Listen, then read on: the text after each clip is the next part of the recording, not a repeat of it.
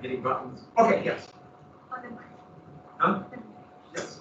So for Washington, what would you want? The big thing about Washington is think about him during the war, how he kept the army together and did not win many victories, but won the important ones like Trenton, and we'll get to Yorktown, and kept the big thing about keeping the army together too. We'll talk about it in the Newburgh conspiracy. So, oh, and last thing about Washington, almost forgot. And then when the war ended, he went home. He didn't make himself dictator. That's kind of revolutionary. You're like, what? You're supposed to take power and become dictator, then eventually that becomes king. Any others? Yes. Just like with the Declaration of Independence, those ones. So do we just explain like what each what wants equality? Like, do we just explain like kind of what that means? I'll give you an example like for rights, for social contract. Yeah, so explain what it is. Explain, give an example of what part it is in the Declaration of Independence, and then what it led to. You think about, the big thing about that one is, think about what happened that forced why the colonists thought they needed to defend rights, or how the British were depriving them of rights, things like that. So that would be, why it's important. Yes. I know we talked about the battles of the Guilford yesterday, but I didn't really that knowledge. Is there a chapter? Is there a what? Like in the book, does it talk about the battles? It just mentions them about Brandywine and Germantown. It just mentions them in the book. And so what? So we need to know a lot about it. No, all you need to know is that Washington's army, they were defeated, but they started to fight better, but they still took Philadelphia. So the big thing about that one is the British could go any place they wanted. They could conquer anything they wanted, but in this type of war, all the colonists had to do is survive. Yes. What important dates? I don't know. There's probably a lot of dates, but the big ones: 1776, 1783, 1763. Those are the two treaties. That's the end of the war. Other than that, I can't think of any particular dates. But if you're gonna write a short ID about something, it's a good idea to know at least a general idea of when it happened. So if you're gonna write about, let me just look at that. The Tea Act, that's 1773. But you can say early 1770s should be fine too. But the key, the ones that 1763, 1776, and 1783 are the ones that they'll come up, because that's Treaty of Paris of 1763, Declaration of Independence, and then 1783. Any others? Do you want to just do it now? Roll the die. Let's go. Come on. Is it all extra minute? Huh? If we do it now, it's an extra minute. See. We'll see. We'll see. When I get word, I'll wait for it. Don't let me know. I'll listen. I wouldn't bet on it, but let's try it. Is that a nod? I don't know. Any other questions? Any questions? If you have one you don't know, I will check the teams tonight if you want to quickly drop me a note if there's one you're not sure about. And I'll check. I'll ignore it, but I'll check. I'll say, sucker. No. I will check and I'll answer any question real quick. I'll just talk to my phone and maybe you'll get it on time. We good? Should we finish up the war? Talk about the Treaty of Paris? Did we get to the Battle of Camden? What battle brought the French in the war? Couldn't Donald try to give up what fort? Yeah, the West Point, yes. West Point. And other stuff. Oh, what was the strategy when the South thought they could pacify a certain region and move up? Did it work? No. It's going to be a disaster. Did we talk about Camden in here? No, we just finished. Okay, so let's get to Camden. And so Cornwallis went into South Carolina to knock out the Continental forces. And this was an absolute disaster. The Continental commander was Gates, the same guy who was the hero of, or got all the credit for Saratoga. Lord Cornwallis, a very competent British commander. And this should show you how bad it's going to be, because these are Continental forces running away. Most of Gates' forces were militia. And when the British attacked, they marched to 50 paces, opened fire, and the militia began to waver. You're like, oh, I don't know if I want this. General Gates rode to the center of the line where the militia were, surveyed the situation, and then did what? Ran. General Gates took off on his horse and fled the battlefield. Once that happened, the entire Continental line fell apart. So this shows the rout of the Continentals.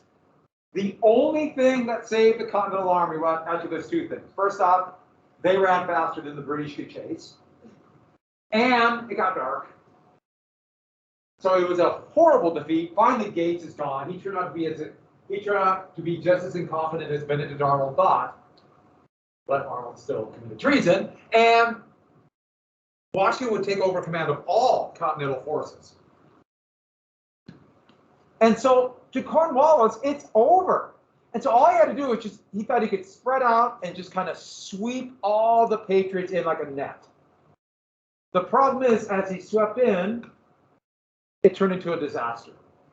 His supply lines were really long and tenuous, and there were attacks on the supply line. He didn't have enough men to defend everywhere. And so they had to go out and get food. This is called foraging. Well, they'll send men out with wagons to take food from the local farmers who are getting ready for the winter. And so this shows a picture of, okay, this is obviously very stylized, but she's trying to defend her farm and whatever food she has stored from the British. But they would just go in and fill their wagons and take off. Anybody resisted, they burned the farm down.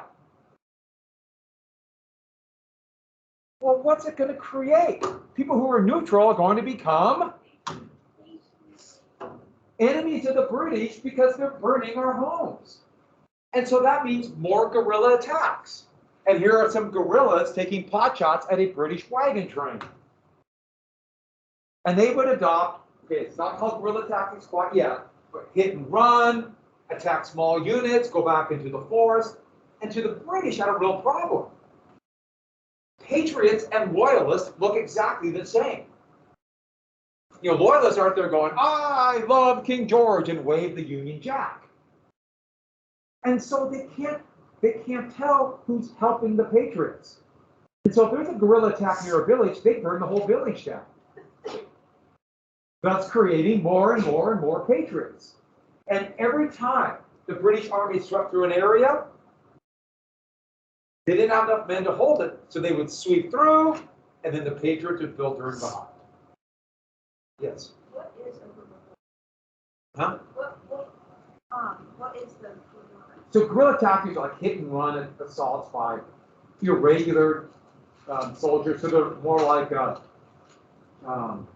civilians who just take up arms, they fight, and then they go back to their farm and act like they're loyalists.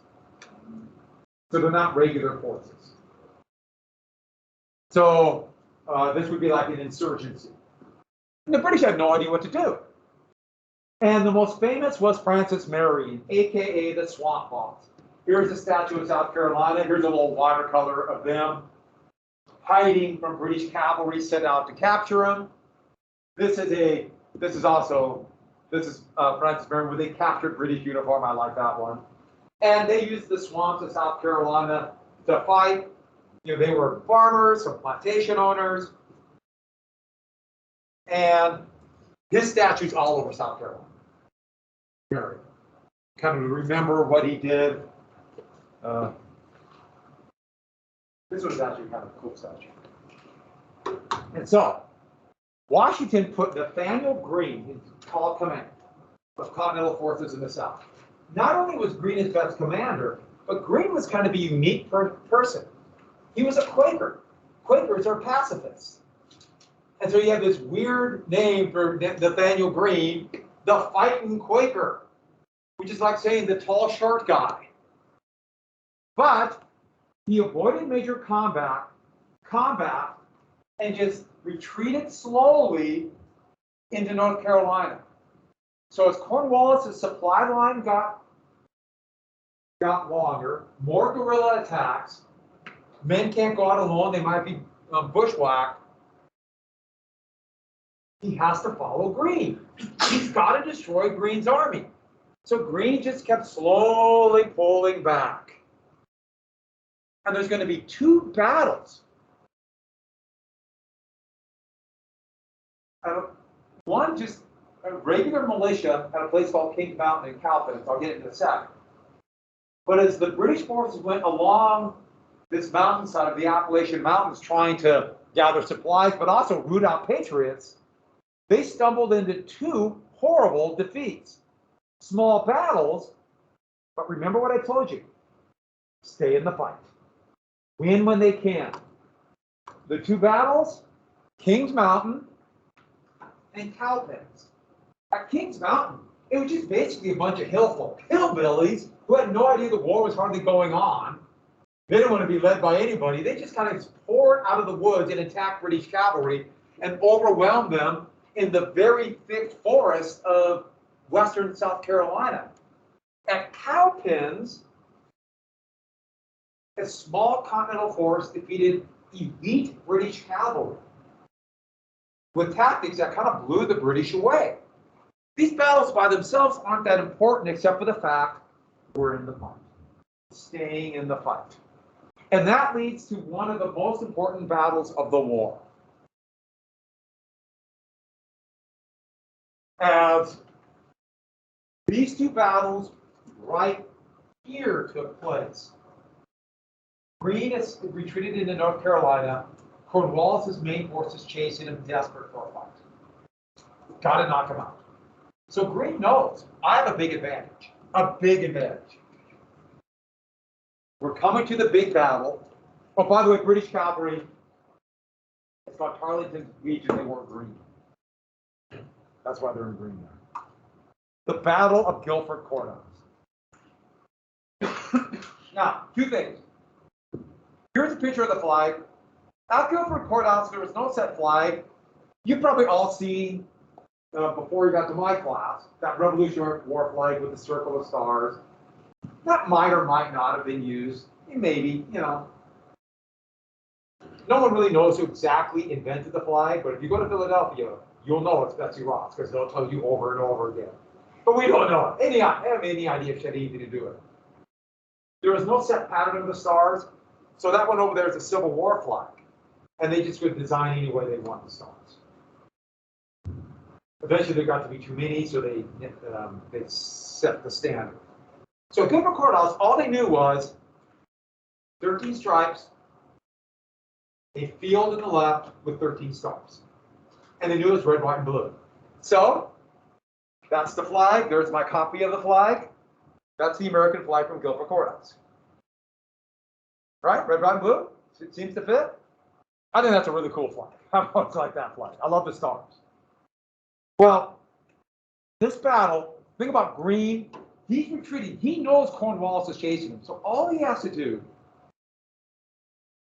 is pick a place to fight, and he knows Cornwallis will have no choice but to attack. So from this easy to follow map, you should know exactly what happened, right? That sum it up pretty good? Do I need to even to explain what happened? I, though, as luck would have it, drew the map on the board to take you to North Carolina. We've been to North Carolina. Now all of us, a few of you been to North Carolina? Now we all could be in North Carolina. Did you like North Carolina? Guilford's Courthouse is pretty cool. Have you been there?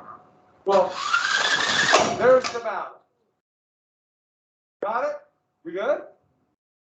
Do I need to explain it, or we? Why did I erase it? Okay. Oh, here we go. So, wow. The Battle of Guilford Courthouse. Now, we'll simplify it, but Greene knew his army was smaller. But if he picked the right spot, Cornwallis's numerical advantage would go away. He picked an area with a big, broad field, but surrounded on both sides by trees. So this is the field, right? Field. Trees. How do we know they're trees? Green, yes. it rains there. What else do we know? Forest fauna are here. So here's it here, right? Weasel. What else do we have here? Jackal. Land walrus. Land walrus. Okay, so, and what's the thing about land walrus? Don't forget, they know no loyalty. You can't trust them. You think, oh, they're my friend. No, no, you see those tusks? So think about this big field. In the middle, there's a slight little rise like that. And why that's important is if they're here, people here are really hard to see from down here. Even though if you're actually on the field, it's hard to tell. And so you went to go for Courthouse. That's cool. It's a pretty amazing place. So Cornwallis, when he saw the Continentals, his plan was simple. Line up in 2 lines, march to 30 paces, fire 1 shot, fix bayonets, and go. Don't waste time. They keep running away. He's desperate to grab hold, defeat them, destroy them, and get something out of this because he's getting desperate. Using the same exact plan that Morgan used at Cowpens, or Daniel Morgan, the old wagoneer, he was actually ill, so he wasn't here. They had the militia, which was half of Greene's men, lined up in 2 lines, just on the downward slope of that rise. And their orders, fire twice. And then what do militia always do? Run. And so they'll fire and they'll act all panicked, and then take off running. Thinking the British will go, we'll get him, we finally got him. And charge over the hill, and then lining down back here will be the couple thousand of Greene's trained forces. Who are at the right call, so they can't be seen, and they're lying down. They'll stand up, shock the British, and fire there. Pretty good plan. And then along with the land wall ride will be snipers. These are snipers because they're blue dots. They're using hunting rifles. So the brown bess muskets that soldiers use, they can fire about 3 rounds a minute if they're good. Hunting rifles about 1 round every 2 to 3 minutes. Harder to get the bullets down. It's a lot tighter. And so, but if they're hidden, they can take pot shots at the British officers. Quite unsporting. Officers are gentlemen. You're not supposed to shoot them. Only regular soldiers. Obviously, right? And it worked almost exactly the way they thought. The British forces advanced, got to 30 yards, fired. The militia fired 2 times, and then they all acted. And they took off running. And they ran over the hill and then swept into the forest so they could be on their flank. The British came screaming over the hill, and they were like, the men were like, we got him. And they lost their ranks, their nice lines, because they were so desperate to stick up their bayonets. Like, charging over the hill, and ran headlong into this Greene's forces. Stood up and fired a volley right from about 15 paces. Just dropped. Either killed or wounded, or men just hit the ground and took off running this way. The problem Greene had is his men got so excited. When these guys took off this way, Greene's men followed. And this turned into, this is a melee. Here, we should do it this way. Melee! Cornwallis is going, oh no, we're dead. If his army is destroyed here, it's over. You're in the middle of the wilderness. They're hundreds of miles from the shore. Look, Courthouse is right here. They're in the middle of nowhere to his point of view. He can't lose. He has almost 30 cannon. They fire either 3-pound or 6-pound cannonballs.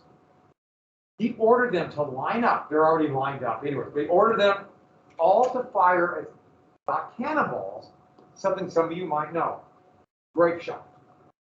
Do you know what grape shot is? What does this? Like a spray. Yeah, so instead of 1 cannonball, for like a 6-pounder, literally they're like little burlap bags. And they would put about 12 musket ball or balls about that big. Stick that in the cannon. So when it came out, like a big shotgun. And Cornwallis had his cannon fire into this melee. His own men too. So can you imagine what that did to human bodies? He just ripped them apart. Greene, realizing I did what I had to do, had his buglers call retreat, and the Continental Army retreated, and Cornwallis held the field and lost a third of his men. Did he win? Technically, technically he won. But in the long term, this was a huge victory for the United States. Huge. Yeah. Yeah, that's the problem. As soon as they left, the Walleye just come pouring in, right? When you went to North Carolina, did you see Walleye? Yeah, they're all over the place. The stuff, just walking across the street and you see those tusks. You can't escape the wall. They're brown. Land walleye are brown. Good camouflage. They're in trees. They fly. Okay, that'd be something to see a fly walleyes. So, with that, and here's the thing. Cornwallis had no choice but retreat to the shore, get resupply from the Royal Navy. Greene didn't follow. Greene went back into the South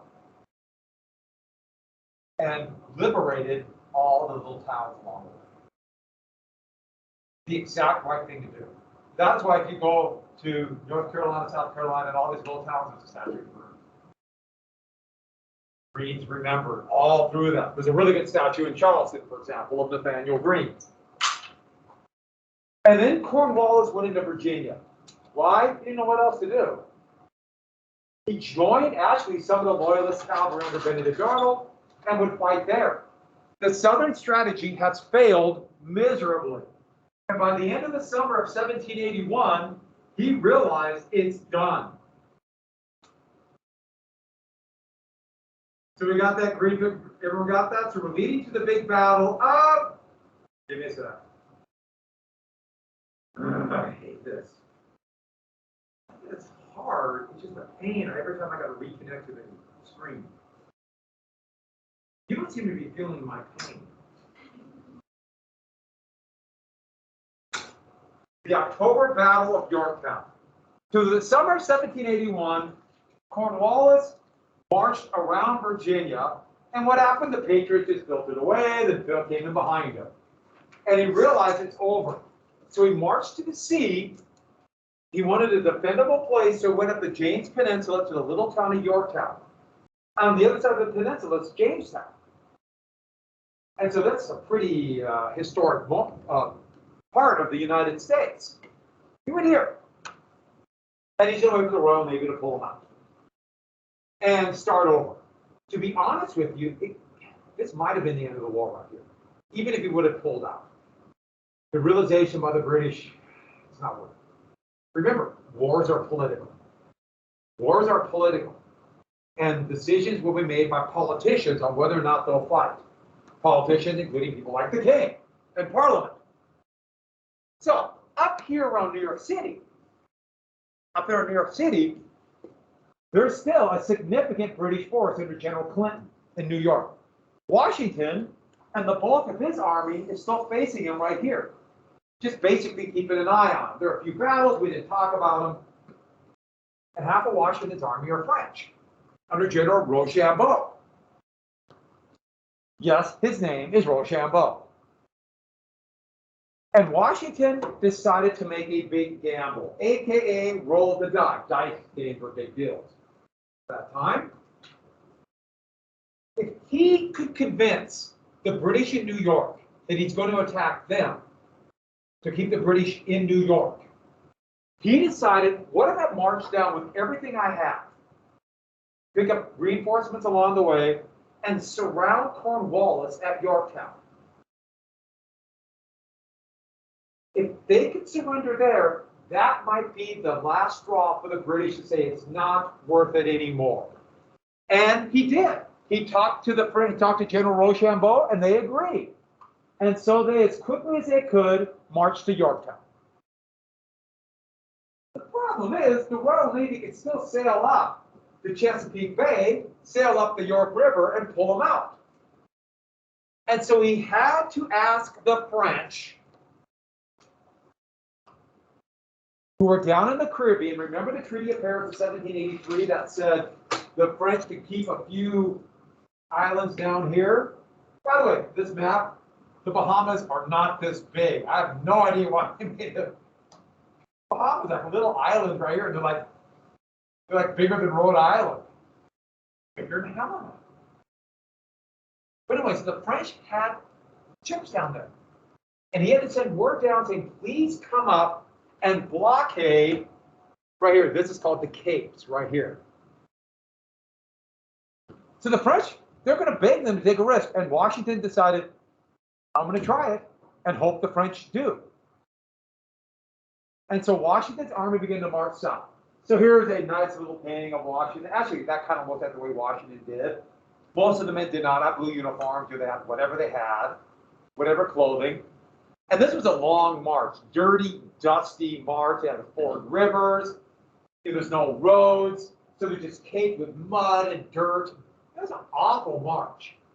Yet the 5,000 or so French soldiers, and these are kind of the French, and think about, they kind of tan there, but they're basically all in white. Every morning they'd start this march, and you figured they'd be covered with mud like the Continentals. No, they look great. They were clean, they were white. They just look sharp. And the French are stylish. Right? Kind of like Helena, very cosmopolitan and stuff, fashion center. Yeah, I know. I'm somebody you look like, yeah, we're so lucky to live. But for fashion, I'm big in fashion too. How do the French do it? How do they get up every morning and look clean? That's actually a good guess, but they didn't carry extra uniforms. They were pretty expensive. Hard to wash wool at the time. Every French soldier was given a ration of talcum powder, white powder.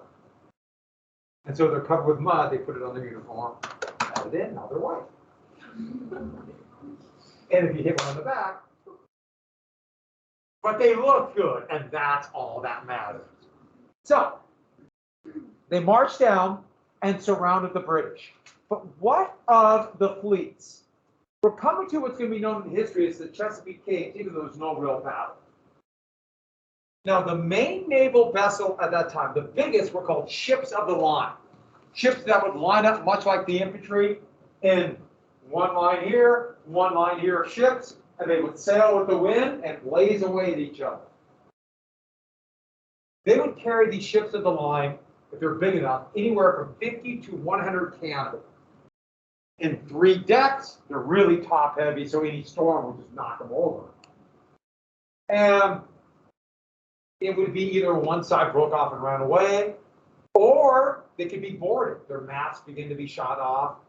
That's why every ship's going to have naval infantry. In the United States and Britain, they're called Marines. They're part of the Navy. And if you want to have fun, go tell a Marine, somebody who's a Marine, that they're part of the Navy. They really enjoy that. You'll make a new friend. But don't do that. So ships are the line of the big ships. There's smaller patrolling ships called frigates, but these are the ones we care about.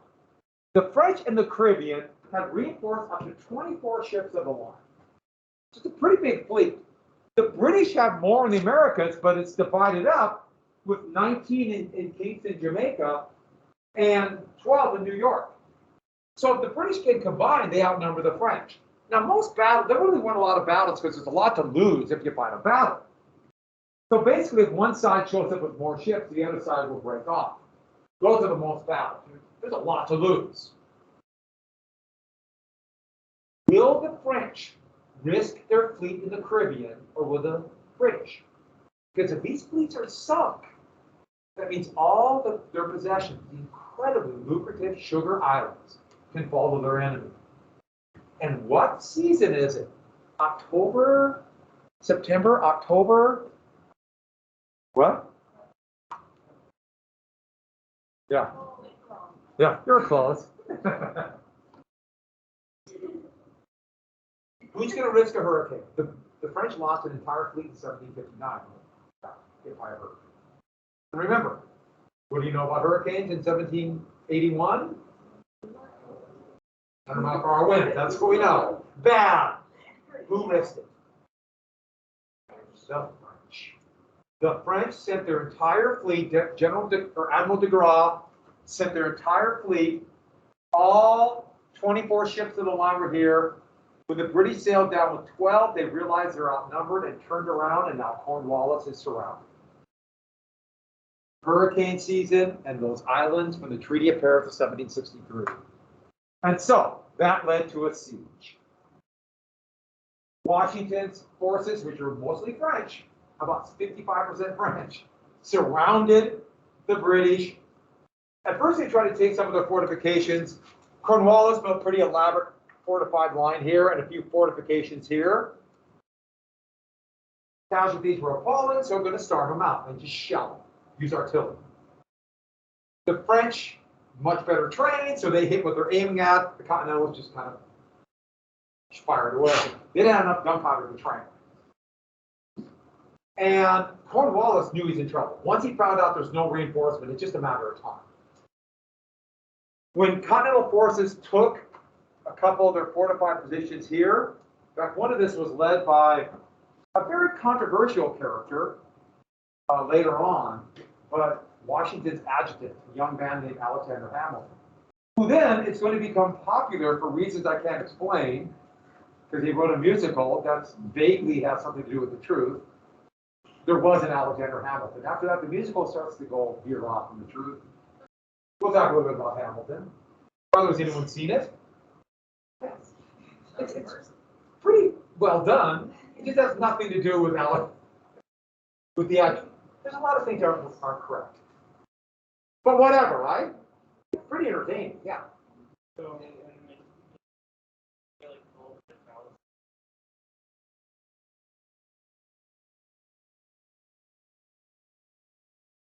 oh, sure, they might do stuff like that, yeah. It's actually pretty common if, in this era, like if you have people infected with smallpox, fire their blankets over. Yeah. So, and it's just fun to shoot cows at people, right? I mean, let's be honest. And finally, on October 19, 1781, Cornwallis surrendered. And here's a very stylized picture of Washington, accepting the. Cornwallis was humiliated.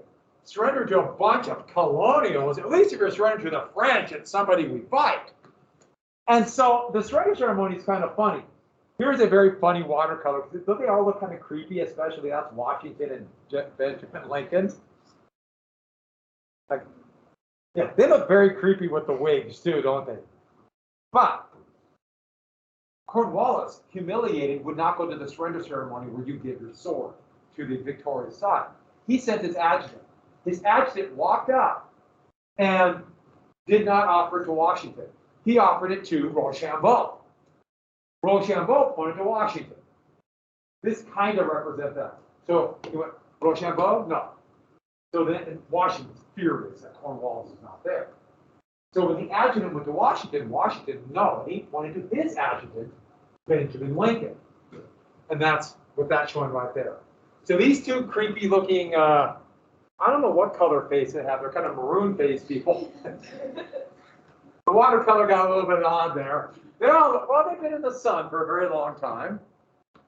But that's how the surrender happened.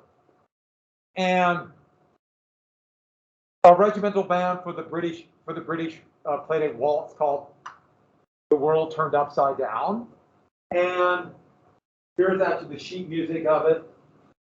I'm still trying to figure out the legs that they had, but whatever. And waltzes, as we all know, that's kind of it's kind of kids music. I mean, that's what you guys listen to today, isn't it? It's kind of crazy, kind of risque music. Or was that old? Was that last year, waltzes? This year it's square dancing, right? You're big into square dancing. Okay, so. And when this is surrendered, the war is basically over. The British realized politically we're not going to win. And they began to negotiate, we're not going to listen, sorry. Negotiate in Paris. I got a recording and it sounds so bad. So they negotiate in Paris. Thus we're coming to the Treaty of Paris of 1783. Washington is still up here. The British remain in New York until 1784, till after the treaty is ratified. So Washington has got to keep his army together until the British leave.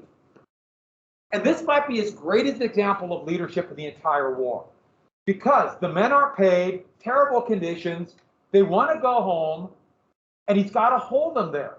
Because if Washington's army dissolves, the British can still just say the heck with the treaty and start, maybe not take all the colonies, but to pick off the pieces they want. It still can lose. And we're coming to what's called the Newburgh Conspiracy. And this is in Newburgh, Connecticut, where some of Washington's forces. And what happened is, okay, I told you Washington has to keep his army together. The Continental Congress kept promising they'll pay. Robert Morris, who's on the left of that picture, was his financier, pretty shady character, but a very wealthy man, had been loaning them money with the promise of lots of money down the road for Morris. And Morris basically informed the Congress, we're out of money. We have no gold. Nobody respects our paper money. We're in real trouble. So, officers in the Army were promised land and bonds, but they won't get that money until down the road. They've had enough. And they want Washington to take the army, march on Philadelphia, and become dictator. This is a big moment. His men are tired of it. They don't trust the government in Philadelphia, the Continental Congress, will be able to pay them back. And they're promised land, but what does it matter if the British take it back? Washington knows that this kind of turmoil could end it all right there. So this is in end of 1782. I mean, this could all end right here. So Washington gets them together in a tavern. Remember, tavern, more a place you eat, so don't think in terms of a bar. And they're seated here, his officers. And Washington is going to give them a speech. He's going to read to them a speech, trying to say, appeal to their patriotism. We'll fight a little bit longer. And he's going to start the speech. In fact, I think I have a copy of the speech. That's the speech, gentlemen. Appeal to them. He's going to appeal to their patriotism. But the first thing he does is he reads another letter from the Continental Congress promising we'll pay you. And Washington gets in there and he looks at him, and the men are mad. I mean, they want to go now. March on Philadelphia endlessly.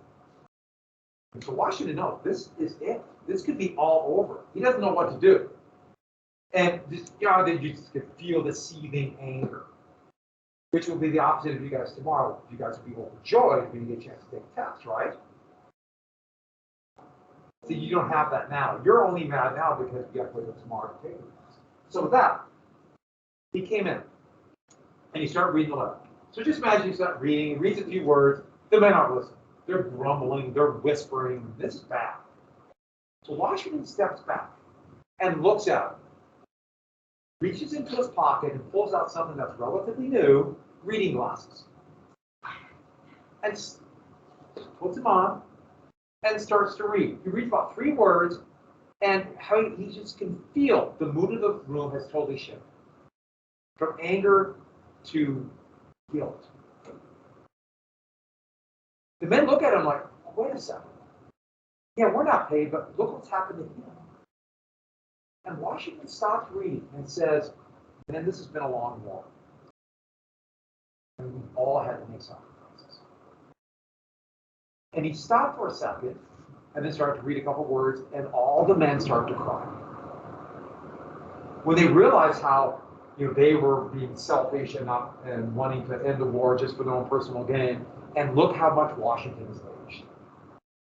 He's gone from being fit and vigorous man into his mid-40s to was old, suffering, he's ill. And Washington didn't read that letter, stopped right there, walked out, and he knew what he was doing. And we're better than ever could have thought. What a great bit of play acting, huh? And he was, now, to my point of view, what was he, 51? So he's still a young man. But, to my point of view, I'm old. But it worked. Saved the army. Oh, here's the men coming up to Washington after crime, apologizing for their selfishness. It's kind of amazing how well it worked. But also, you think about how angry they were, and then they had that emotional release. Thus, the Treaty of Paris. Adams and Franklin were the lead negotiators, and they didn't like each other. Adams was kind of flighty and up and down. Adams also thought, so Franklin thought he was nuts. Franklin thought Adams was insane. Adams thought Franklin was a degenerate who walked around Paris naked and had all these young people, especially the young women of Paris, just following him around. And he had making affairs and yeah. So, and then, Franklin was in his 70s. So it's just this very interesting time. And I'm still wondering how, Franklin by then was the most famous man in the world. And the idea of him thinking, I'm going to walk around the streets of the largest city in Europe naked. And everyone's just going to go, of course. Of course he is. So, what came out of this treaty, and by the way, they kind of do it in secret, and they did it so fast they didn't even finish the painting. Here's Adams and Franklin. When they realized that Spain and France and the Netherlands could have cared less about the Americans, they couldn't negotiate this with the British. The U.S. is independent. The United States got all land east of the Mississippi between Florida and Canada. By the way, Spain got Florida back. Now, they got the claim. Technically, it's still owned by the people who live there. But the United States and Washington will take care of that in 1794. Loyalists were promised that they would be protected from retribution and compensated for any property loss or debts. And lastly, this new land west of the Appalachian Mountains needs a harbor. So the Mississippi River and New Orleans must remain open. And that means Spain is agreeing to this. And so the United States won. This is the Treaty of 1783. But, as you're writing this down, did this happen?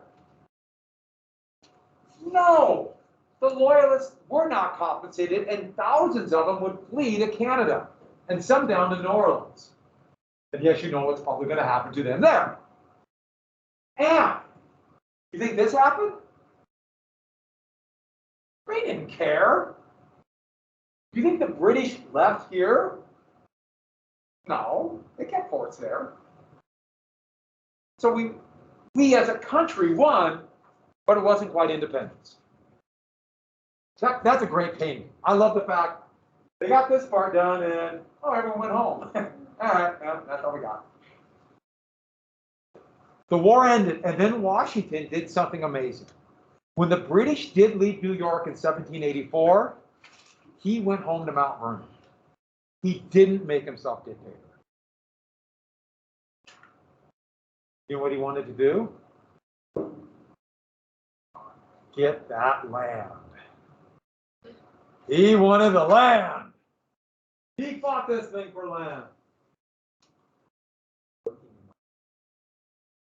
So everyone write down the birth of the Republic. Even if I get to the next unit, unless you want to. Any last minute questions for the test? So I gave you the list. If you have any questions, hey, some of the multiple choice you're going to hate me for. But remember, I'm doing them for you. Don't you feel better now? I sympathize. But multiple choice questions have got to be where you got to think, and there's going to be ones that will be like each other. You have to get used to that. There'll be a few that are pretty easy. If you know. And how many multiple choice I say 75? You said about 40. Oh.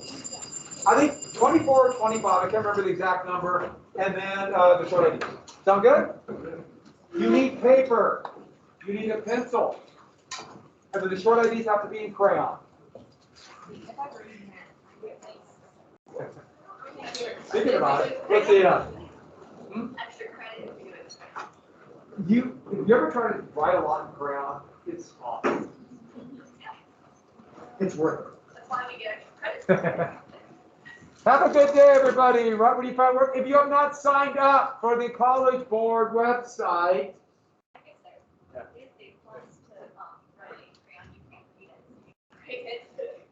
somewhere I have. Remind me, someone wrote their special topics or get their rock and roll project. Their essay that's hilarious. And he said it's the worst thing I've ever done. What are you going to do tonight? There you go. You're ahead of that. You're already signed up. Your worship not a big deal. In a couple days. In a couple days, just remind me of that. I know you tried or whatever.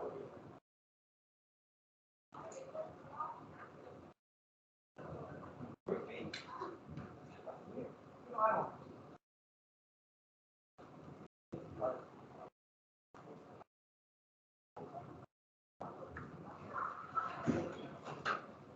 If we don't, we don't, right? Hello. Just let me know when you put it in, okay? I don't have that last assignment for today. I don't have that stuff in the worksheet for the video. I will see it.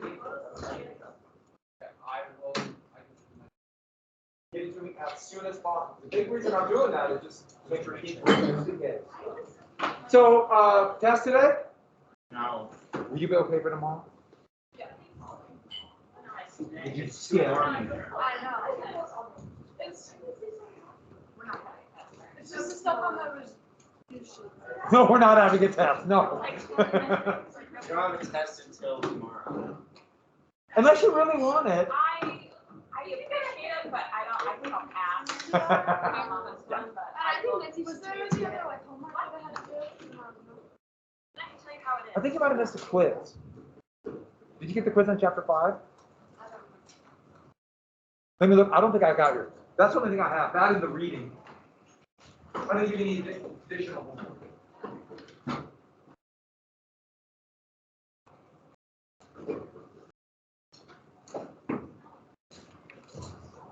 And then the stuff on the test is just Yeah. You're good.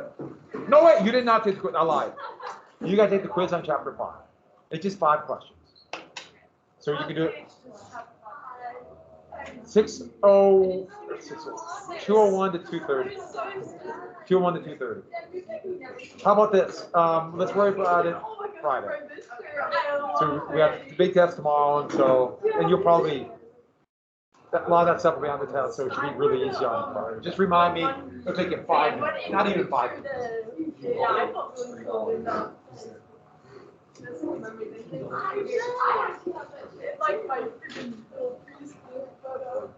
So if Moderna gets booster shot, I'll be another shot. You are? I'm excited. I didn't get Pfizer.